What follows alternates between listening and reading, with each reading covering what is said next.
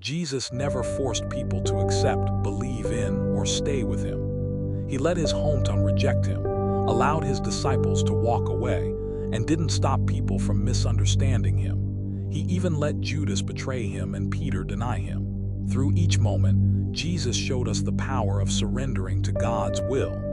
He trusted the Father's plan, even when it meant being falsely accused, abandoned, or betrayed.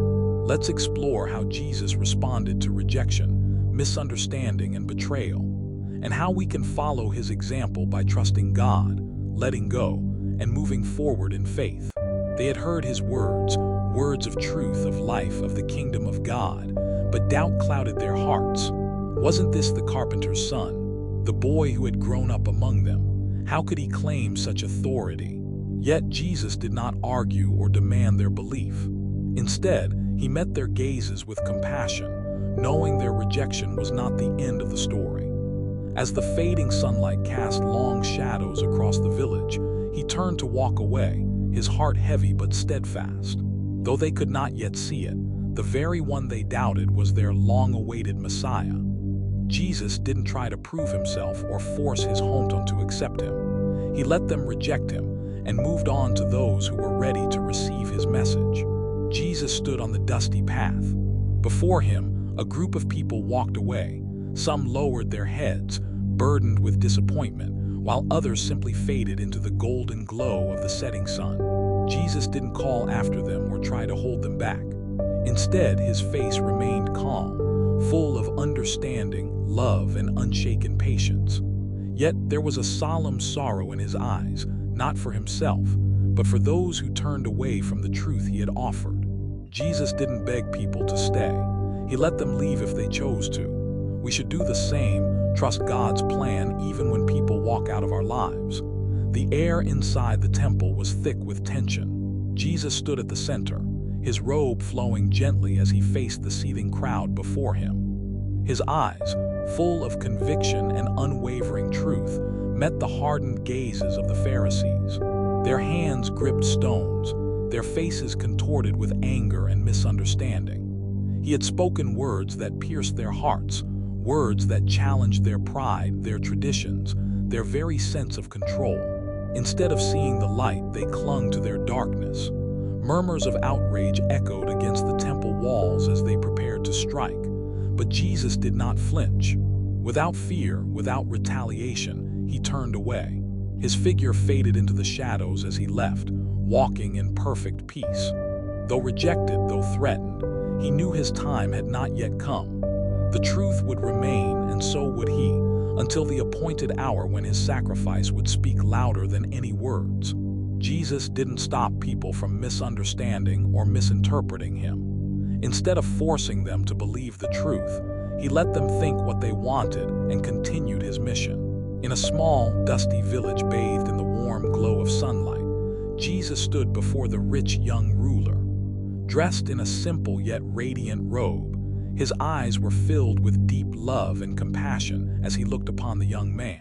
He saw the struggle in his heart, the battle between the life of comfort he had known and the call to follow a different path, a path of humility, sacrifice, and trust in God. "Go sell all your possessions," Jesus said gently, his voice full of grace. "Give to the poor and you will have treasure in heaven."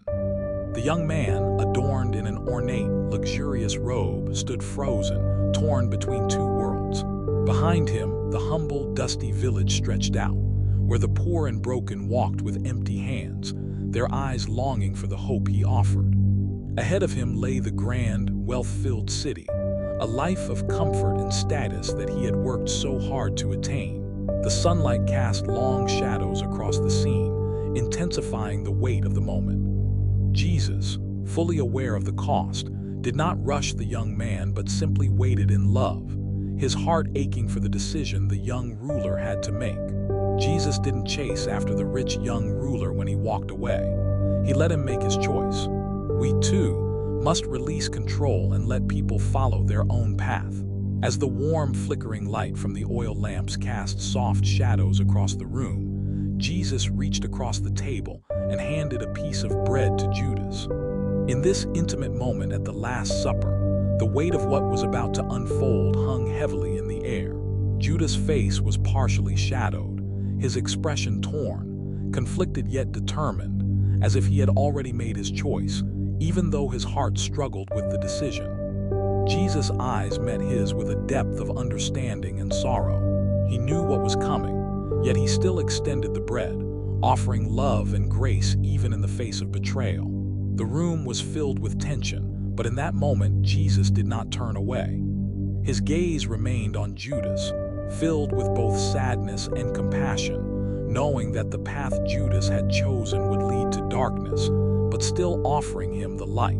In the background, the other disciples watched, unaware of the betrayal that was about to unfold, their faces a mixture of confusion and concern. The scene was quiet, but the moment was heavy. This was the beginning of the story that would change everything. Jesus knew Judas would betray him, yet he didn't stop him. Some betrayals are part of God's plan, and we must trust He will use even the painful moments for our good. Under the moonlight, the Garden of Gethsemane was still, and a gentle breeze rustled the olive tree leaves. The stars shone brightly above, casting a serene light over the scene, but the peace of the night only deepened the weight of the moment. Jesus knelt near a large rock, his hands clasped tightly in prayer, his robe slightly damp with the sweat of his anguish. His face was sorrowful, a tear slipping down his cheek as he poured out his heart to the Father.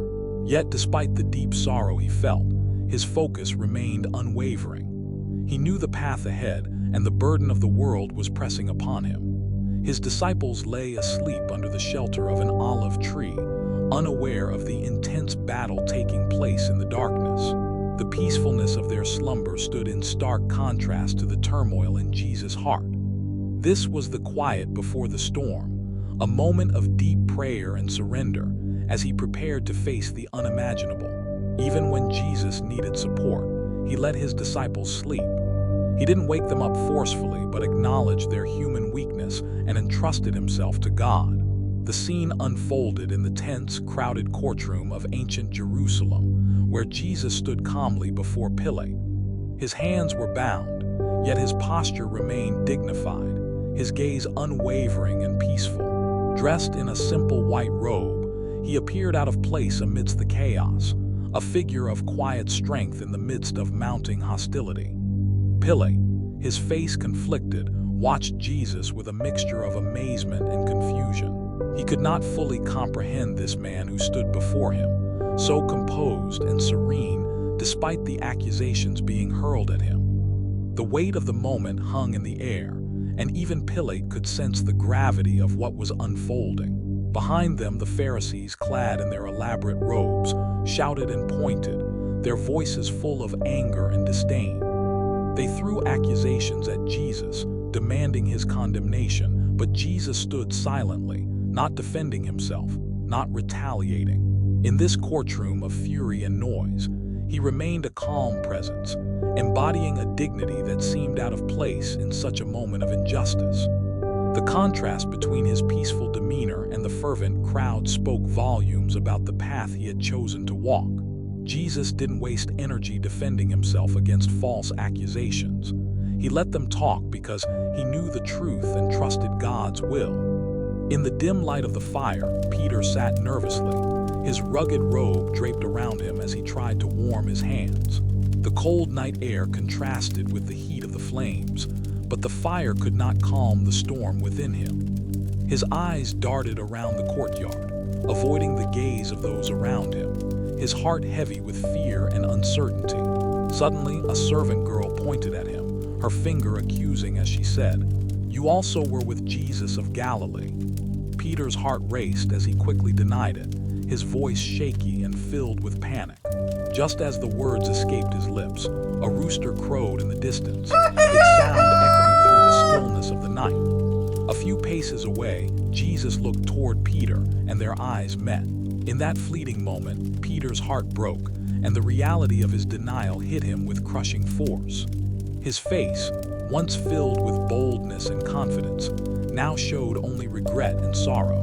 With tears streaming down his face, Peter wept bitterly, overwhelmed by the shame of what he had done. The fire's warmth did little to ease the coldness that had settled in his soul.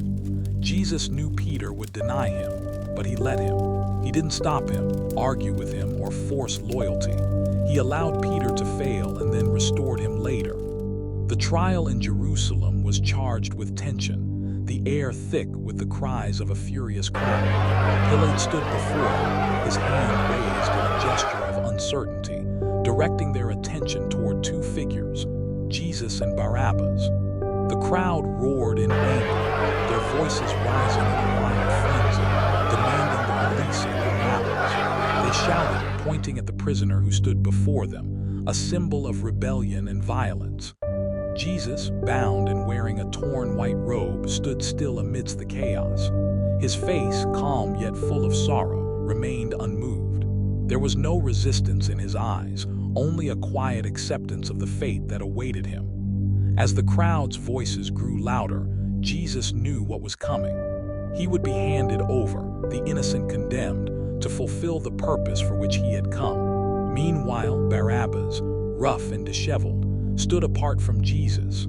A wicked grin spread across his face as the guards released him, his freedom bought with the blood of the one who stood silently before the crowd. He stepped forward, free to walk away, as the people cheered for the man who had led the rebellion, while the true King of Peace was condemned. The contrast between the two men was stark. One was set free to continue his life of violence, while the other, the true Lamb of God, would take upon himself the weight of the world's sin. Jesus could have defended himself or called down angels, but he let the people choose. Sometimes we have to allow people to make their own mistakes, knowing that God is still in control.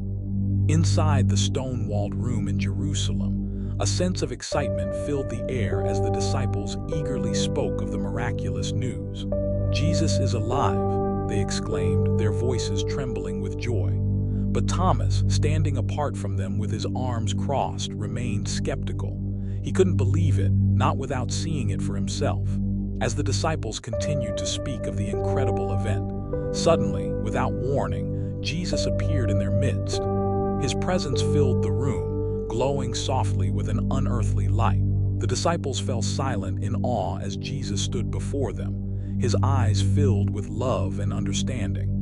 Without hesitation, Jesus looked directly at Thomas and spoke gently, "Put your finger here and see my hands. Reach out your hand and place it on my side. Stop doubting and believe." Tears welled up in Thomas' eyes as he slowly approached Jesus. His hands trembled as he reached out, touching the scars of the one he had doubted. In that moment, everything changed. The doubt in his heart melted away, replaced by a deep conviction and awe. He fell to his knees, his voice trembling as he whispered, "My Lord and my God." Jesus smiled, his heart full of compassion, knowing that Thomas' faith had been restored, and that he would now carry the truth of the resurrection to all who would listen. Jesus didn't force Thomas to believe right away. He let him wrestle with doubt and then provided the evidence Thomas needed at the right time. In conclusion, Jesus teaches us that we don't have to control people's choices, force them to understand, or chase after those who leave. He let people walk away, misunderstand him, and even betray him, all while staying faithful to God's plan. Proverbs 3:5-6, "Trust in the Lord with all your heart and lean not on your own understanding. In all your ways acknowledge him, and he shall direct your paths." When we truly trust God, we can let people be who they are and focus on fulfilling our purpose, just like Jesus did. When we let the people in our lives do what they want to do, we are not giving up but surrendering control to God. Jesus trusted the Father's plan and didn't hold on to people who weren't meant to stay. Let's surrender, trust God completely, and let them go because God's plan is greater.